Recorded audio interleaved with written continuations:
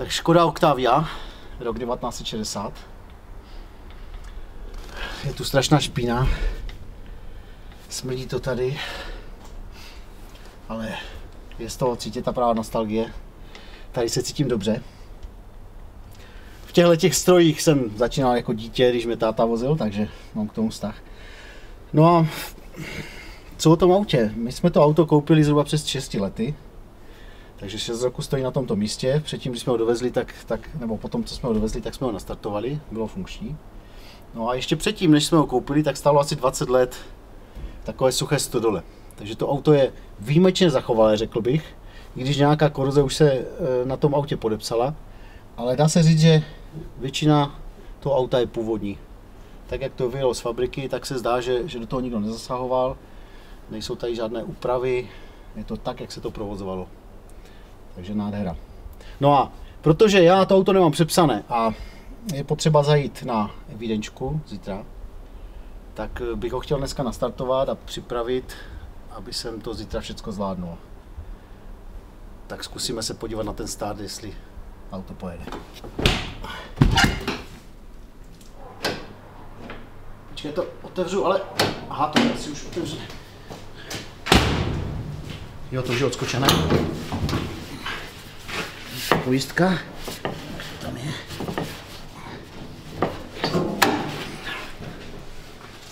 No, dáme baterku.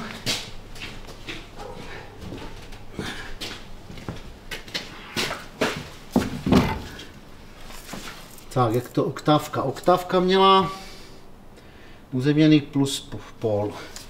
Takže takhle. Ale Oktávka každopádně má plusko. Uzemněné, takže dáme takhle. Zkusíme.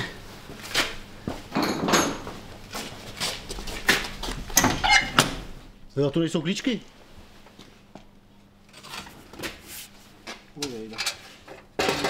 No, tak to já budu muset najít klíčky.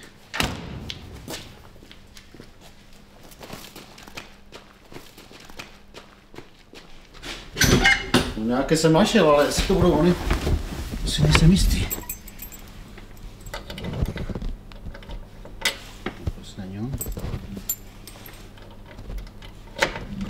Jo, to je on. No jo, to není šťava. Není šťava. Počkej.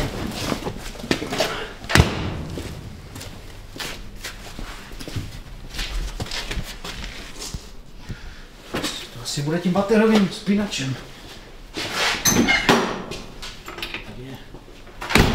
Tady je nějaký klíček, který má...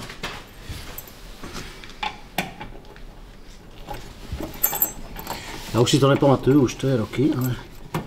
Jo, byl vyplý. Počkej, to by se měl dát vytáhnout, ne?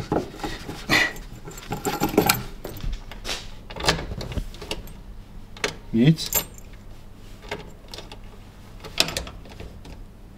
Ani bzuk? Ani bzuk, ani ťuk, co teď?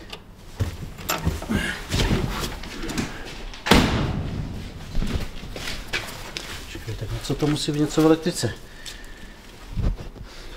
Tudy máme, ale...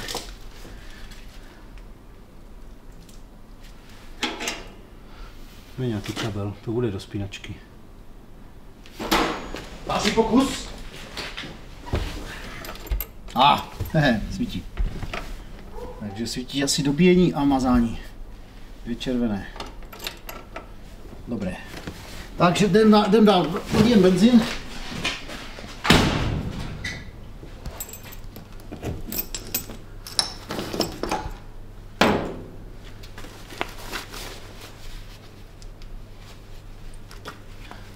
Je tam trochu starého benzínu, ale no, už to smrdí jak fermeš.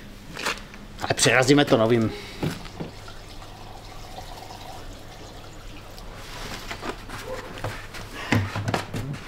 Já musím pumpovat ruční pumpou, natáhneme ho, jestli se podaří. Nevím, jestli to takovou dálku dotáhne, když to je prázdné ty trubky asi. Nezdá se mi, že by tlačil. Ale asi udělám takový fígl, že naliju do karbeca přímo. Pumpa se mi zdá, že nevím, možná tlačí trochu, ale moc ne asi. Ale tak každopádně já si hodím filtr a A nalejeme do karbeca, ať nemusíme trapit tolik baterku.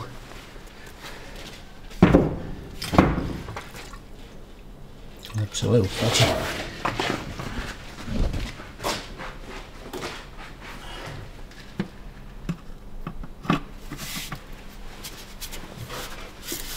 Tak a jak to tady vypadá?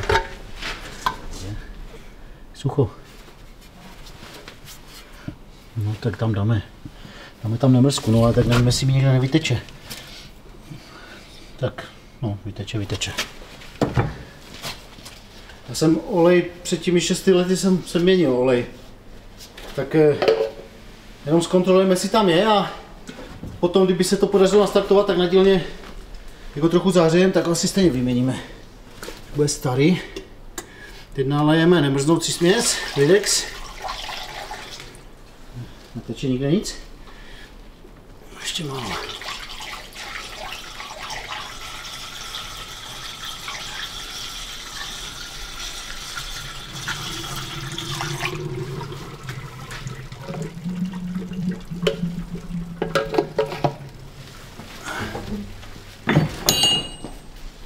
Hej, teče něco někde.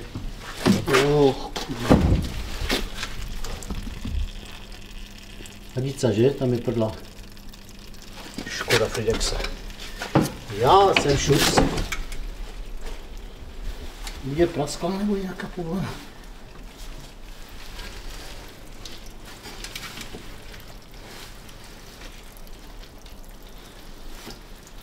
Já tam nevidím, ale to teče to tam desi. No, pod tou eskapáskou. Ta hadice je prdla, to ani nepůjde. Kašlem na to, no, tak na dílnu s tím přejedem, pak se hadice vymění. Jestli to nastartím. Tak olej, jak by tam být měl. Tam byl čistučký olej, s tím se ani nejelo, jenom tady po dvoře. No, to je čisté. Je tam nad minimem kousek. Karbec zalitý máme. Tak jdem startovat.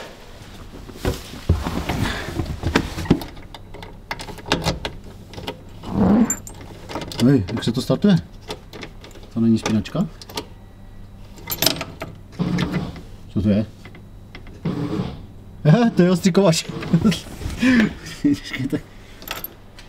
Jo, tady je tlačítko na ten.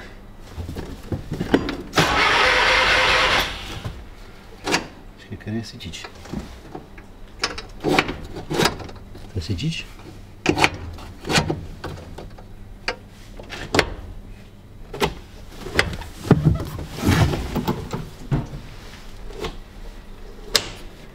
Hýbe se to na karbecu? Jo, co se tu hýbe, no? Jo, je to sytič, tak toto je. Jo, to bude sytič. Tak on byl vytáhlý, no dobré. Takže ještě raz. Tady je udělaný starter přes cuplík. To asi není původní, ale všecko jsem říkal, že je původní, no. Tady se startoval klíčkem, tak tady je tlačítko.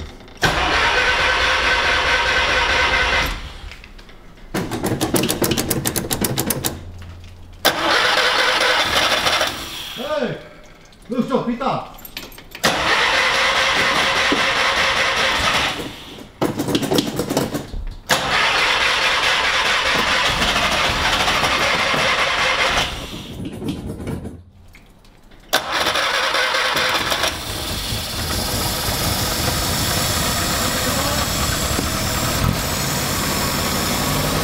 Vidíš to? Ty vole, to jsou stroje. V jednoduchosti je síla, fakt. Nic necíká nikde? No. Dynamo se točí, vrtula se točí. Hej, ty co si teče.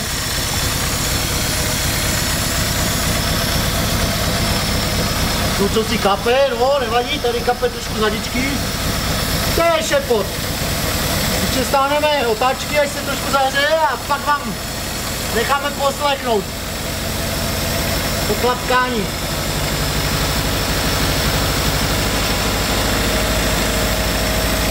Ty vole, to je nesmrtelné tady ty mašiny. Nenadadlo se z toho dělali traktorky, že? To byly stroje, které do dneška pracují.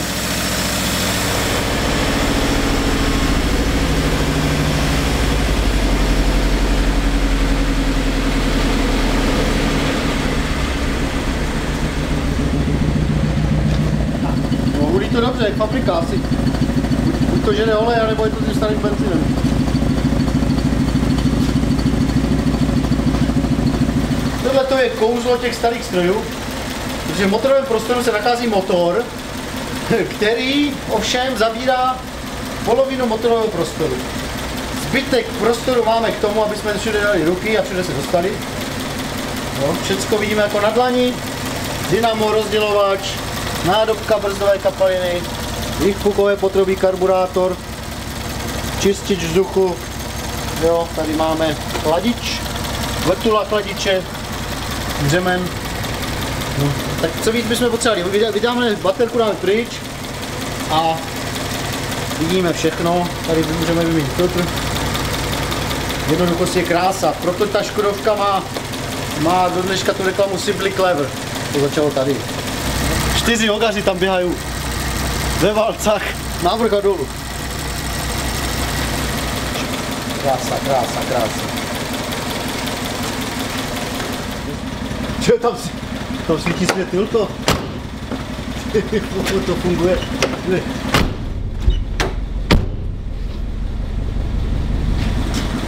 Potřebujeme otevřít zadní kufr, potáhneme touto páčkou a naskytne se nám nekonečný prostor. No, je nekonečný, protože tam není opěradlo, tak můžeme prolézt až do kokpitu. Pamětníci ví, že když se řekne Octavie, tak to znamená, že si představím všechno kulaté. To auto tady nemá skoro žádný rovný plech. Všechno tady je kulaté.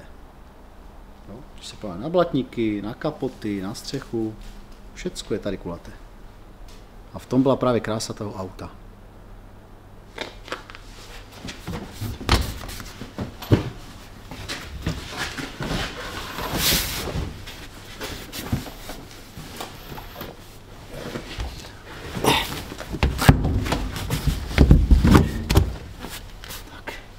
Nádherný interiér.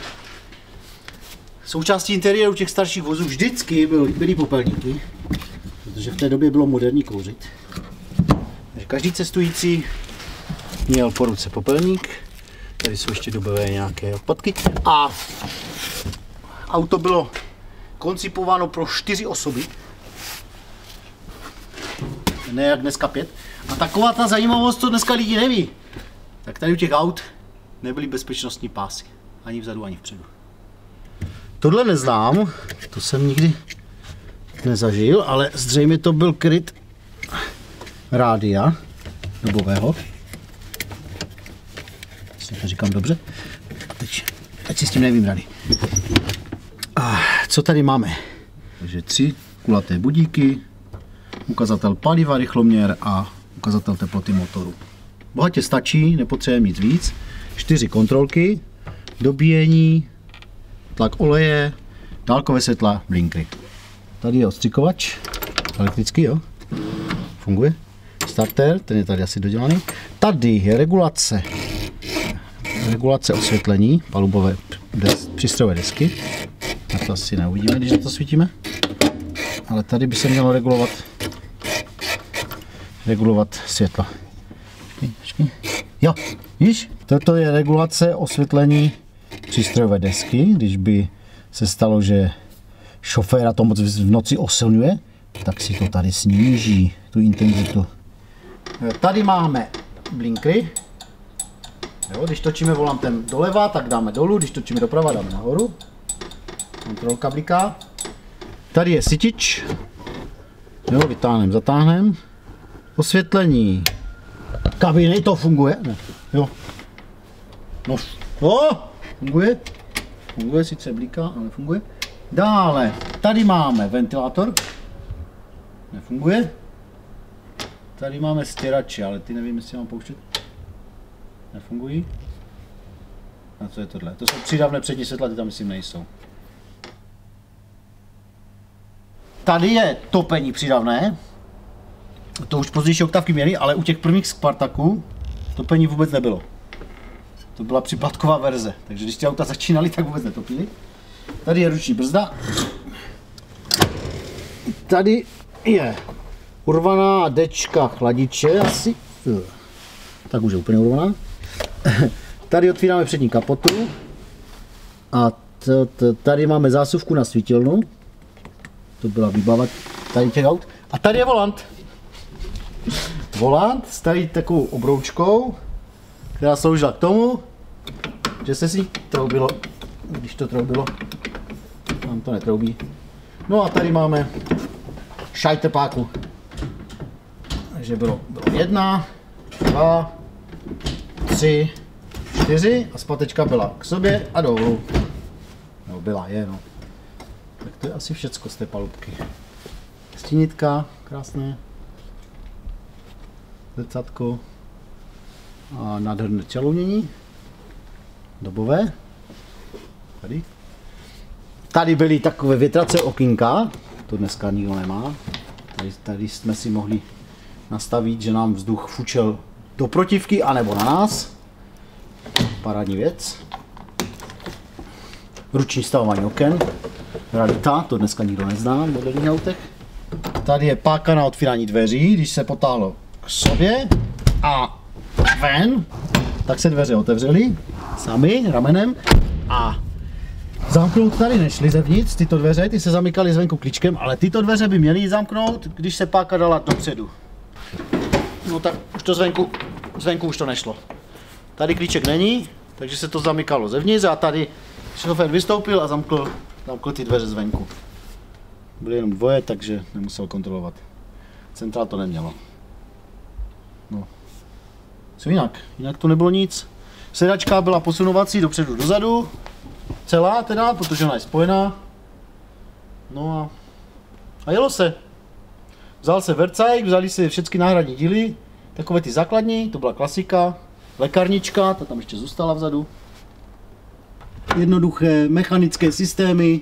Šup, pověsí zase bunda, klobouček. To samé na druhé straně. A když šofér byl kuřák, tak samozřejmě na něho mysleli. A tady měl šroubky. Tak z toho interiéru jsme si popsali všecko, ale zapomněli jsme na jednu důležitou věc, která byla taková zajímavá u těch aut. Protože když jsme chtěli zapnout dálkové světla, tady nikde není žádná páčka. No, protože dálkové světla se zapínaly nohou. Tady dole v rohu, vedle spojkového pedálu, je přepínač, který slouží na přepínání tlumených a dálkových světel. Tady se zapíná a vypíná kontrolka dálkových světel. A netuším, proč u pozdějších typů aut od toho nožního přepínání dálkových světel se upustilo, protože mně se to nezdálo vůbec špatné řešení. Takhle stejně člověk má tu nohu odloženou vedle, mimo pedál a tak si jenom cvakne, šup. A je to takové klidné, nepohodlné, klap, klap. Tak to by bylo vše, pánové a dámy. Takže auto se zachovalo v takovém stavu, že my v žádném případě nehodláme ho nějakým způsobem zkazit renovací. Jo, dneska zrenovovaných aut je mraky a ty technologie jsou takové, že my můžeme fakt na krásu udělat všechno a může se to lesknout, ale už to ztratí tu svoji patinu, kterou to do dneška má. Takže my chceme samozřejmě tady vyměnit prožranou stropnici od myší, chceme vyvařit nějaké místa, kde ta karoserie už je skorodovaná, takže místně to vyvaříme, zastřikneme. Budeme se snažit namíchat do stín laku tak, jak je, do původna, do té barvy a zbytek karoserie se vyleští a nechá se to tak, jak je. Tak, jak je a když to po nás někdo v budoucnu zdědí, myslím, že bude šťastný, že to auto se dochovalo v nádherné patině. Bude to cenný kousek. Takže jedeme na dílnu, dobijeme baterku a zítra na vídenčku.